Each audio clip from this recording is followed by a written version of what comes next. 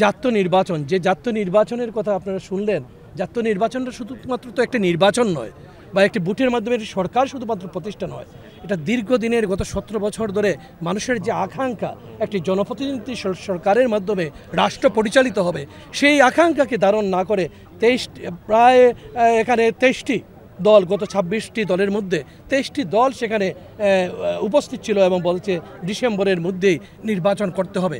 December কেন?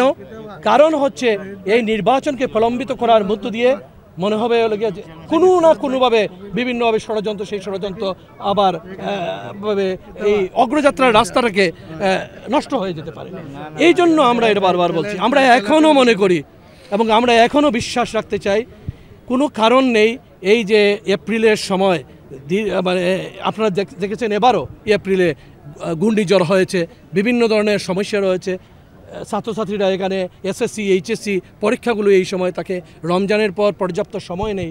আমরা মনে করি এই জিনিসটাকে রমজানের আগে এবং এটা ডিসেম্বরের ভিতরে নিয়ে আসলে আমাদের মানে সব কিছু ভালো হবে দেশের জন্য মনে হয়। আবারও সবাইকে, সিলেটবাসী সহ সারা দেশবাসীকে, এই মহানগরের সবাইকে পবিত্র ঈদুল আজহার শুভেচ্ছা জানাচ্ছি।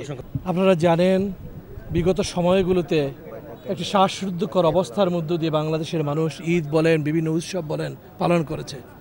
আজকে একটি মুক্ত বাতাসে গত ঈদুল ফিতরের জামাত আমরা আদায় করলাম, এবারও আমরা ঈদুল আজহার এই জামাত আদায় করতেছি। মূলত ত্যাগের মহিমায় উদ্ভাসিত হয়েই এই ঈদুল আজহা আমাদের মধ্যে বারবার আসে এবং আমরা এখান থেকে শিক্ষা নেই। আমাদের যে শুধুমাত্র পশু কুরবানির মধ্য দিয়ে নেয়, আমাদের মনের যে সকল কুপ্রবৃত্তি রয়েছে সবগুলোকে আমরা কুরবানি দেওয়ার মধ্য দিয়েই এটা কুরবানির শিক্ষা। পাশাপাশি আমরা এখানে সকল সময় নতুন করে অঙ্গীকারাবদ্ধ হই যে আমরা এই সব উৎসবের মাধ্যমে আমরা ভ্রাতৃত্ববোধ এবং সৌহার্দ্যের মধ্য দিয়ে আমরা আমার দেশকে এবং আমাদের জাতিকে সামনে এগিয়ে নিয়ে যাব। একটি সময় এসেছে, আমরা মনে করি আমাদের দেশ এবং জাতি একটি ক্রান্তিকাল পেরিয়ে একটি সমৃদ্ধির দিকে, একটি উন্নয়নের দিকে এবং একটি অগ্রযাত্রার দিকে ধাবিত হচ্ছে। কিন্তু এখনও কিন্তু পথটি মোটেও যে কুসুমাস্তীর্ণ তা নয়, কিন্তু বারবার এটা এখনও বিভিন্নভাবে এই যাত্রাটাকে প্রলম্বিত করা এবং যাত্রাটাকে গতিরুদ্ধ করার চেষ্টা চলছে।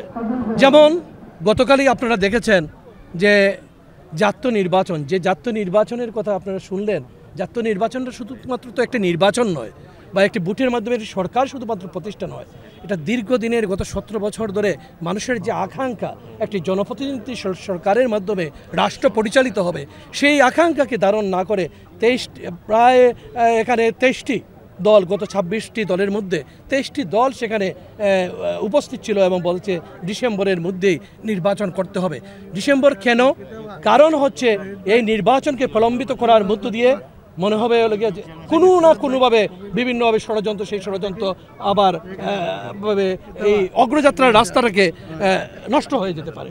এই জন্য আমরা এটা বারবার বলছি, আমরা এখনও মনে করি এবং আমরা এখনও বিশ্বাস রাখতে চাই, কোনো কারণ নেই এই যে এপ্রিলের সময় মানে আপনারা দেখেছেন এবারও এপ্রিলে ঘূর্ণিঝড় হয়েছে, বিভিন্ন ধরনের সমস্যা রয়েছে।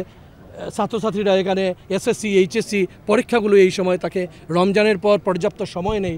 আমরা মনে করি এই জিনিসটাকে রমজানের আগে এবং এটা ডিসেম্বরের ভিতরে নিয়ে আসলে আমাদের মানে সব কিছু ভালো হবে দেশের জন্য মনে হয়। আবারও সবাইকে, সিলেটবাসী সহ সারা দেশবাসীকে, এই মহানগরের সবাইকে পবিত্র ঈদুল আজহার শুভেচ্ছা জানাচ্ছি।